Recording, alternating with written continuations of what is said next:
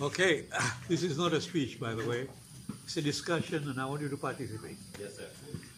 I don't know how many of you are familiar with a U.S. government program called American Goodwill Ambassadors. AGOA, yes. It's a fellowship that is available to all Americans to go outside and present a positive image of the U.S.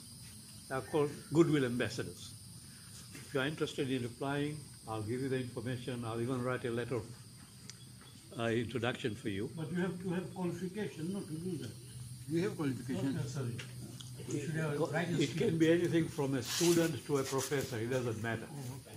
You just have to have a project saying, I'm going to this country, this is what I will do, this is how it will improve the image of the U.S., this is how it's going to help me, help that country and help the U.S. both. Wow. Okay? So, I have done that. I'm what is called a Fulbrighter, Right. because it is named after Senator Fulbright. Okay. He was the chairman of the Senate Foreign Relations Committee. A very nice guy. Anyway, why am I bringing that up? It has very little to do with what I want to discuss with you. I want you guys to be not only Fulbrighters, I want you to be goodwill ambassadors for the community. There you go. Okay? For this community that we come from. I don't know how much you know that, but the Khoja community is a very dynamic, very well-to-do community, not just in East Africa, but also you find in India, they are doing extremely well. In Bhavnagar, do you know that 6,000 Khojas there? How many millionaires do you think there are? Maybe 40, 50? Really? At least 50, 60 families. Multi-millionaires in US dollars, not in crore rupees. Hmm? They've made money and they are doing excellent work. For example, there is a fellow by the name of Sajjad Verteji. He comes from Vertej, so it's called Verteji. He and his brothers are all doing very well. He and the community, there are Meganis and others together, they have built 300 apartments, they call them flats, being British, of course, huh? For poor people in the community. Now they are adding 200 more. 500. flats. That's more than what we have done here Yeah. for our people. And flats in India is a huge deal. It's a fortune, yeah. Real estate in India is more expensive than in New York City.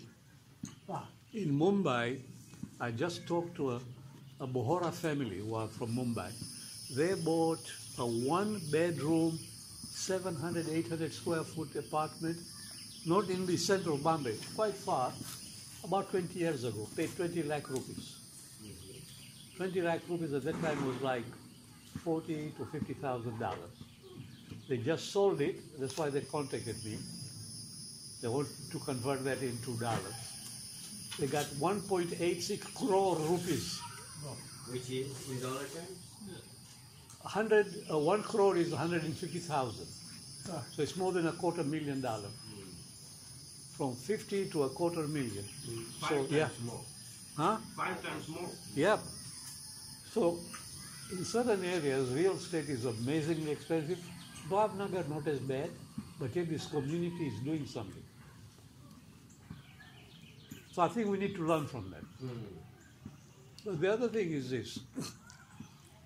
We are very successfully in the business. We have a lot of very rich people in our community, made money through business. But now, most of our kids, instead of going into business, are going to profession, which is excellent. Do you know how many medical specialists we have in our just small community here? It's quite large. How many lawyers do we have? How many accountants? We have an accountant right there. A lot of people are going into professions and doing very well. And as a goodwill ambassador, what I would like you to do is try and spread the word that we need to encourage our youngsters who want to go into profession, help them get there. That's what my message is. I was in Bhavnagar in end of March. I was teaching at the university there. 2 Isnashi youngsters, Khojas, came to see me. One of them already has a bachelor's degree in business or something. It's a BCom or something. It's done very well, It's the equivalent of what we call here summa cum laude. Are you familiar with the summa cum laude? Yeah. Equivalent to that. He has been accepted in Canada to study at, what is this place, where a lot of our people seem to go, Seneca, to do his master's or something. Unfortunately, he needs a loan. He doesn't need free money. All he needs is what? A loan. He needs 28,500 Canadian dollars in the first year because 16,000 is tuition. The Canadian government says we don't want you to become a dependent on us, so you deposit 12,500 with us, and we'll give you $1,000 a month for your living expenses. That way we know you are going to be okay. He also has been told by the university that he can work half-time, 20 hours a week, $14 an hour. It's $280 a week. And in the winter and summer vacation, he can work 40 hours and make. So he has done a calculation. He said, if I can get to go into Seneca, I can pay back every month $800 per month from these earnings that I have, because my living expenses will be taken care of from that money I've given to the government. So, as a goodwill ambassador, what I'd like you to do is talk to the rest of the community and see maybe 10, 12 of us or 30 of us could lend him about $1,000. Lend him. It's not free. He's paying it back. Okay? And that way we'll help a young man who is very bright to come to the Canada, study, and we have another bright young man in the community. I have met a lot of people like this, engineers, who have done extremely well, and now looking for contacts here so they can pursue their further studies, or some of them want contacts to build up their business here. I met this guy, his name is Raza. He just got his master's in structural engineering. He's so good that the university asked him to become a professor with a master's degree, which is very unusual. You have to have a PhD. Doesn't have a PhD. So he's a professor, plus he has his own business as a consultant. He does consulting for UK, Australia, New Zealand, and he's looking for some people in our community in the US who can put him in contact with big structural companies so he can get contracts. Because it is cheaper to do it in India than to do it here, of course, by a huge amount. So that's what I thought I'd talk to you about. Excellent. Now, besides that, I want you to be sensitive to something else. I know we are all Khoja Isnashis from East Africa. We are very proud of it. Excuse me.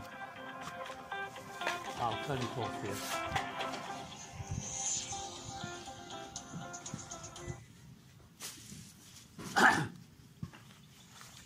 One thing I've noticed in my travel in India, and that is really heart-rending to me, is that the number of widows and orphans in India runs into hundreds of millions. I went to a place called Vrindavan. Vrindavan is near Mathura. Those of you who studied Indian... Near Agra. Very near Agra. Mathura, yeah, it's north of Agra. Ram was born. Yep. There are like 100 Vidva ashrams there. There are 24,000 widows right there in this small town. And they include everybody. Hindus, Muslims, Christians, everybody. And they are taking care of them. But they need some support. I met one lady who's about 45, 50 years old, relatively young. She was abused domestically so much by her in-laws. She took kerosene, sprayed it on herself, and set herself on fire to try and kill herself. And the neighbors came in and saved her, but now she's totally disfigured, totally disfigured. So the ashram is looking for some donation to do a plastic surgery. This is just one example. I went to another place in Udaipur. is called Narayan Seva. They provide prosthetics to anybody who needs it. No question asked who you are, what your religion now. When I was there, they were doing it to 1,200 people at a time. Plus they have widows and orphans also, they take care of them. And they are trying to build something. Are there any engineers in here? We didn't get any engineers to come here. One of the big things in engineering at the moment is called 3D printing. You know, you can do 3D printing of prosthetics at a tenth of the cost of the regular ones. You can get a prosthetic for $100 instead of 1,000. So these people are looking for some help to buy a 3D printer here that you can send back to India for them to use. Anyway, I'm just sharing this that at my age, I get more peace of mind, maybe trying to do just a little bit. You can't help all the hundreds of millions, but maybe you can help one or two. And I've seen so much of it, it's just heart-rending. There's a place in Delhi, I think I may have told some of you. It is run by a lady whose name is Dr. Kiran Modi. No connection with Narendra Bhai. She's not a Gujarati. She's from Bangalore somewhere. Huh? She has a PhD in American literature. She was a professor. Her son came to LA to study in my own field, physics. He was doing a physics PhD at UCLA, 26-year-old. Somebody ran into him and killed him. An accident, car accident. Here is a lady, lost a 26-year-old son. Can you see the pain? Huh? The pain is just unbearable. She was crying, hitting herself and all that. She was almost ready to kill herself. Until somebody pointed out saying, look, life has a purpose. Maybe there is a lesson for us here, that this pain we can relieve by helping others. So she started one of the several thousand that is in India, orphanages. She's looking at 3,400 little girls who have either lost their parents or been thrown out of the house because they are girls. In India, both Hindus and Muslims don't like girls. It's a liability. She takes these girls, provides them with a place to stay, 3 meals a day, go to school, and they study, and she sees them go up to college level. So she introduced me to about 12 of the girls who have made it to college level. Of those, like 7 were Hindus, 5 were Muslims. One of the Muslim girls came to talk to me. Forgotten her name, I thought like Razia or something. She said, yes, I went through this system. My parents threw me out because they couldn't afford me. I was a girl, you know, they couldn't afford me to look after me, so this Udayantia took care of me. She studied, got a BA in education, started teaching in Delhi, kindergarten. How much do you think you make as a teacher in India? There is no value for teachers. 500 rupees. 5,000 rupees a month. That's $70, $72. A month, yeah. I have seen people with a master's degree in mathematics and science teaching in our own Islamic school making 7,000 rupees a month, $100. Anyway, this girl is making 5,000, goes back to her parents, says, I would like to live with you. I'm working, I'm making, she lied a little bit. She said, I'm making 4,500. Here it is, per month. What does she do with the 500? You think she's spending on herself?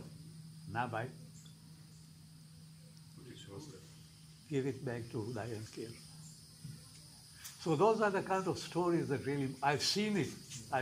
I go to these orphanages, little girls, they come and hug you, they call you daddy, papa. They've never seen their own parents. So you go with your wife, the wife, they'll call her mommy, they'll call you daddy or grandpa. So this mentality of looking at female as a curse was Is in the among time the- of Prophet Muhammad. That's Is- why Mother Nature sent him back there. to But correct. it is still, I see that, in fact, I was telling you about Sajjad Bhartej. He is doing a wonderful job. There are a lot of very poor Isnashis in Bhavnagar, okay? They run these auto rickshaws. They make maybe 1,000, 1,500 rupees a month. And they don't practice birth control. Produce children as many as you can. Lots of girls. What do they do with the girls? Once they become 12 years old, they want to get them married. It's a liability. Get rid of her. Poor Sajjad goes to these people and says, why are you doing this? Well, we can't afford to feed her. How much is it costing you to feed a little girl? Oh, 500 rupiah mahinana. Here, I'll give you every month 500 rupiah. Let the girl finish her school. We have up to college level for the girls. It's not she girls, separate from the boys, all with hijab. Huh? It's totally safe. Boys and girls are totally separate. Study up to college level. And this guy is paying his parents as many as he can to make sure that the girls get some education. But there are a lot of girls who get married at the age of 12. Anyway, I'm sorry to have moved you too much but I want you to become the ambassador of goodwill for these people. Let us talk among ourselves. We are very fortunate. There is nobody in our community who is really as badly in need as those people. Absolutely none. And I'm not asking for you to give me money because I don't want any money. I have set up my own charitable foundation, by the way, in the name of my wife and my mother. It's called Nargis wa Fatima Foundation. It is recognized in US as a 501c3, okay? And but I can only do so much. There is a building, a 5-story building being put up. It's called Women's Vocational Training Center in Bhavnagar to train poor women and widows to do something they can earn a living. So I've given them money to put up 1 story on the 5. They are going to name that level in my wife's name. And they'll do it for anybody here. Only cost $30,000, let's say. 21 lakh rupees or something. A lot of people are doing that. How many of you know Master Ibrahim from Zanzibar? Yeah, I know him. Master Ibrahim? Do Do you know Ukera here? Brother Ukera's sister was married to Master Ibrahim from Zanzibar. Huh? When he died, Ukera's sister went to India to his place and said, I want something in memory of my husband. She put up 1 story of the college I'm talking about, this Nashi College. It's like 5,000, 6,000 square feet, only costs $150,000. You know, it's called the Ibrahim College. So, Sorry, go ahead. I have a couple of questions. First, the scholarship that you were talking about, is it Fulbright? Is it called scholarship? It's not a scholarship, it's a fellowship. Fellowship. I can give you the web page, and I explain. Anybody from student to a full-scale professional can apply for it. All you have to do is have a program. What you are going to do with it? Or do they fund it, the U.S. government? You get your airfare, round trip to the country you are going paid, plus a local stipend equivalent to a middle-class family average income. The government works it out. Excellent. No, I took a huge pay cut when I went there, but that's fine. It was enough to live on. Yeah. Yeah? Very good. Excellent. Thank Yeah. you for that. Secondly, are you suggesting that it's better to go into a profession than be a business person? No, I'm not. I'm very happy to see that a lot of our youngsters who went into professions, worked for 2-3 years, gave it up, started their own business. Okay? But I'm saying that we need to have more and more our youngsters who can get into professions. Right. If they don't get any help, they'll just become regular clerks somewhere. You know, that's not the right thing to do. This is my message that I've given. How many Muslims are there in the world today? 1.6 billion. 3 billion.